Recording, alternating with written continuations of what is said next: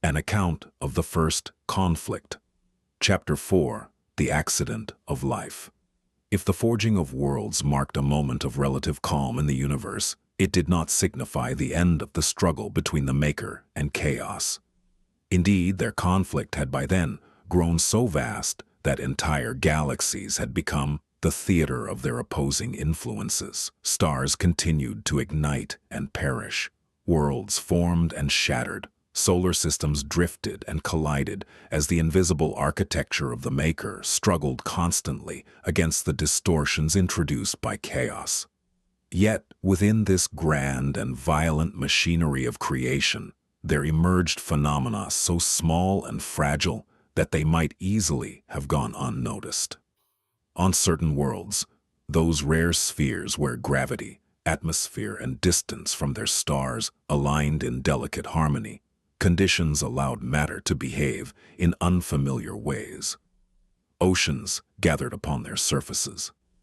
Lightning flashed through thick primordial skies. Volcanic heat churned the deep waters from below. The elements of the universe, forged long ago within the hearts of dying stars, mingled together in restless chemical dance. Chaos delighted in such turbulence. Storms raged across these young oceans, endlessly rearranging the substances dissolved within them. Molecules collided and recombined in patterns of staggering complexity. Most such arrangements were fleeting. They formed, dissolved, and vanished in the span of moments. Yet among the innumerable combinations produced by this chemical chaos, a few structures proved unexpectedly persistent. Certain arrangements of matter possessed a curious property. They could maintain themselves. More astonishing still, they could produce copies of their own patterns. Thus, the earliest sparks of life appeared, not through deliberate design, nor by miraculous intervention, but as a natural consequence of the universe's restless experimentation. Chaos provided the endless variation. The Maker provided the stability required for patterns to endure. Between the two, the first living systems emerged. They were unimaginably simple by the standards of the creatures that would follow. Tiny molecular engines drifting in warm seas, fragile membranes enclosing delicate chemical reactions. Yet these primitive forms possessed an extraordinary advantage. They could change. Those that endured hostile conditions continued to replicate. Those that failed vanished without trace. Over immeasurable spans of time, this simple process gave rise to greater complexity. Cells formed, colonies developed. Organisms appeared that could move, feed, and respond to the environment around them.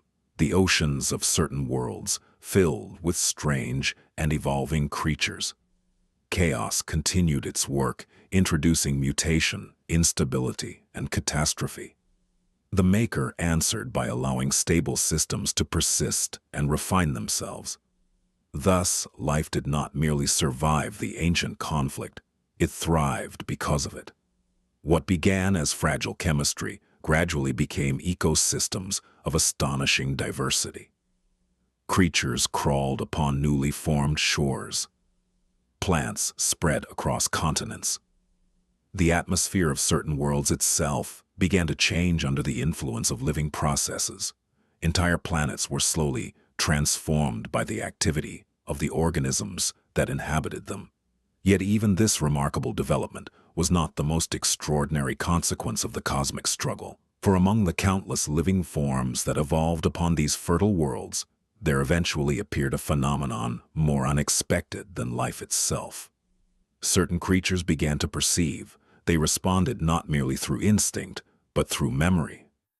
Memory gave rise to learning. Learning gave rise to awareness, and awareness, given sufficient time, would lead to something that neither the Maker nor Chaos had ever produced before. A mind capable of wonder. But that revelation belongs to the next chapter.